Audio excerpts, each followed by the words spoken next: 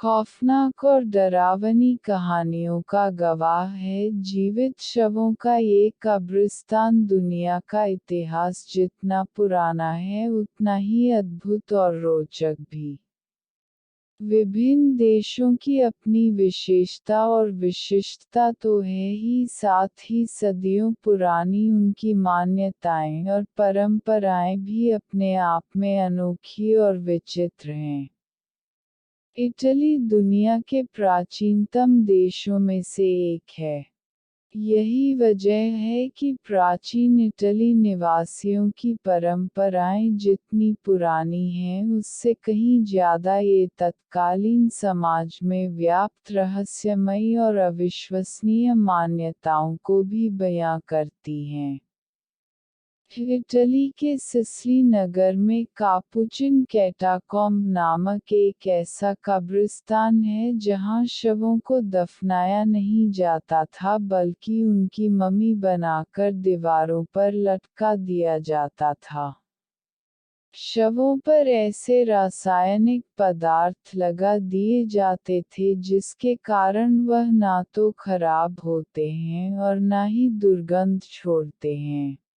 1599 में brother Silvestro of गुबियो की mummy बनाने के साथ यह सिलसिला शुरू हुआ था। इस कब्रिस्तान की कहानी जितनी डरावनी है, यहाँ पहुँचने का रास्ता भी बहुत भयानक है। कोई कमजोर दिल का व्यक्ति शायद अपने जीवन में यहाँ जाने की कल्पना भी नहीं कर सकता। एक अंधेरे रास्ते से गुजरती सीढ़ियाँ आपको इस कब्रिस्तान तक पहुँचाती हैं।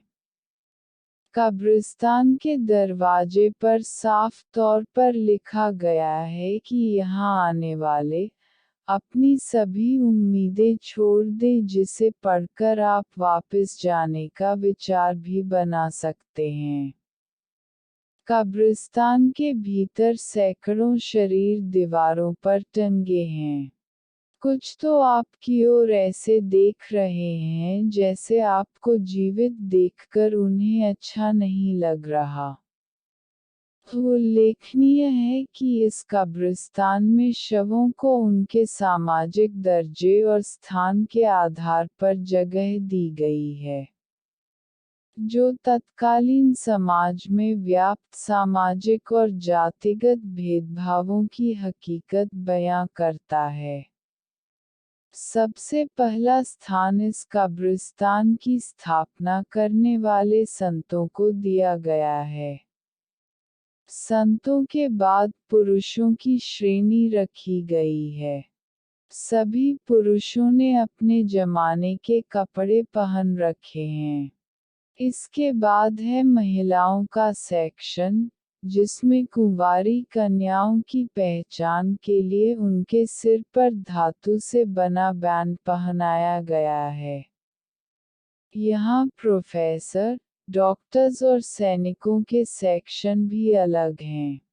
हालांकि 1871 में ब्रदर रिकार्डरे ने यह परंपरा बंद करवा दी थी। लेकिन वर्ष 1920 में रोसालिया लोबार्डरे नामक एक बच्ची के शव की भी यहाँ मम्मी बनाई गई।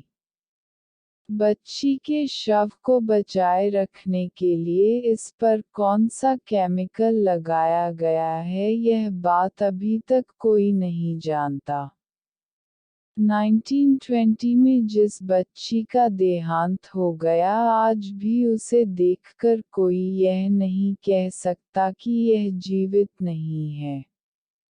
इसलिए इस मम्मी का नाम स्लीपिंग ब्यूटी रख दिया। खौफनाक और डरावनी कहानियों का गवाह है। जीवित शवों का ये कब्रिस्तान दुनिया का इतिहास जितना पुराना है उतना ही अद्भुत और रोचक भी।